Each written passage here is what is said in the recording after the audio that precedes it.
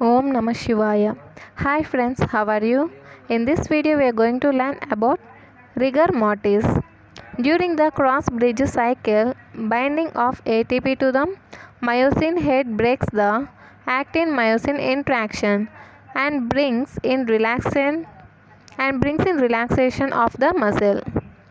During the cross bridge cycle, binding of ATP to the myosin head breaks the actin-myosin interaction and brings in relaxation of the muscle. If cellular energy stores are depleted, as happens after death, cross bridge detachment can't occur due to lack of ATP. If cellular energy stores are depleted, if cellular energy stores are depleted, as happens after death, cross bridge detachment can't occur due to lack of ATP. Cross bridge detachment can't occur due to lack of ATP. Therefore, myosin head remain in the attachment state. Therefore, myosin head remain in the attachment state. Following death, the cytoplasmic calcium concentration remains elevated because of the following reasons. Cytoplasmic calcium concentration remains elevated because of the following reasons.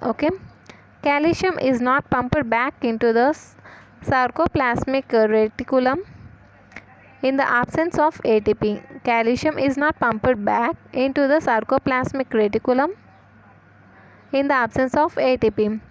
Calcium diffuses from extracellular fluid into cytoplasm. Calcium diffuses from extracellular fluid into cytoplasm. This is because after death, the muscle membrane becomes inactive. This is because the muscle membrane becomes inactive, which can't maintain the high gradient of the calcium between extracellular fluid and intracellular fluid as occurs in life. This becomes inactive. The muscle membrane becomes inactive, which can't maintain high gradient of calcium between extracellular fluid and intracellular fluid as occurs in life.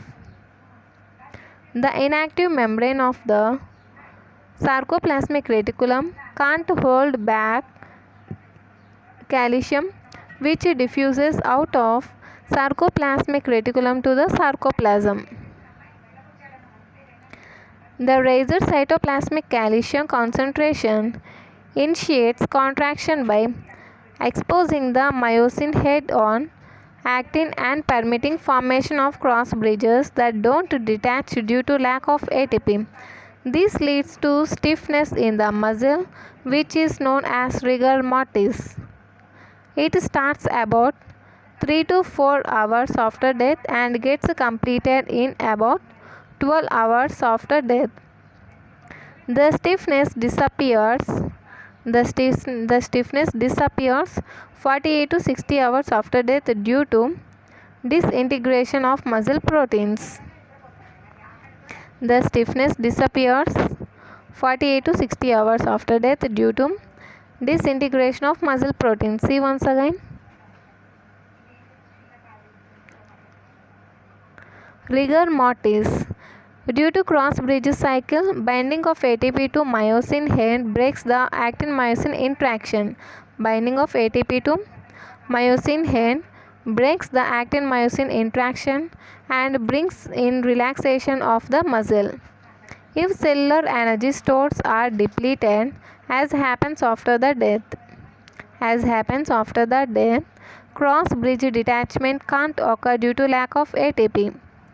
Therefore, the myosin head remain in attachment state. Following death, the cytoplasmic calcium concentration remains elevated because of the following reasons.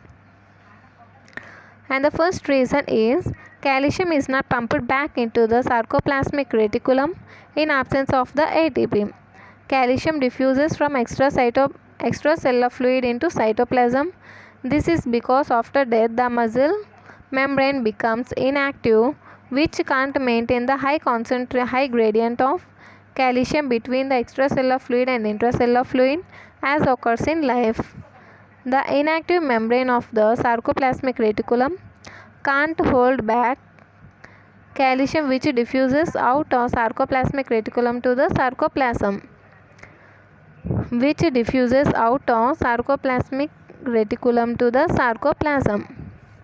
The raised cytoplasmic calcium concentration initiates contraction by exposing the myosin heads on actin and permitting formation of cross bridge that don't detach due to lack of ATP. This leads to stiffness in the muscle, which is known as rigor mortis. It starts about 3 to 4 hours after death and gets completed in about 12 hours after death. The stiffness disappears 48 to 60 hours after death due to disintegration of muscle proteins. Okay guys, if you like this video, like, share and subscribe. Thank you.